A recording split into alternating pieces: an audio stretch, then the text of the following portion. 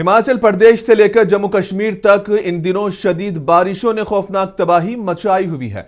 दोनों मुकामात के कई इलाके सैलाब की लपेट में हैं। जम्मू कश्मीर के डोडा में बादल फटने की वजह से ताबी नदी भयानक शक्ल दिखा रही है।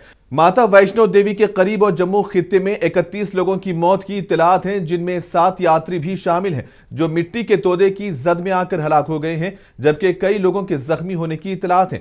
ताहम इस तादाद में इजाफा भी हो सकता है। खराब मौसम की वजह से वैष्णो देवी यात्रा मुलतवी कर दी गई है। शदीद बारिशों की वजह से हिमाचल प्रदेश में कई मुकामात पर लैंड स्लाइडिंग और सैलाब की वजह से दुकानें बह गई हैं, इमारतें मुनहदिम हो गई हैं, शाहराहों से राबता मुनक़ता हो गया है और रिहायशी इलाके ज़ेर-ए-आब गए हैं। तो जम्मू, श्रीनगर और किश्तवाड़ डोडा कौमी शाहराह पर ट्रैफिक मुअत्तल है और इसके अलावा जम्मू जाने वाली कई ट्रेनें मनसूख कर दी गई है। 26 से 27 अगस्त तक शेड्यूल करदा 23 ट्रेनें मनसूख हो गई हैं। जम्मू, कटरा, पठानकोट, अमृतसर से दिल्ली वापस जाने वाली ट्रेनें नहीं चल रही हैं। इसी दौरान हुकूमत ने तमाम स्कूल्स बंद कर दिए, जबकि रात के सफर पर भी हुकूमत ने पाबंदी आयद कर दी है। तो वहीं इंटरनेट खिदमात भी मुतासिर हुई है।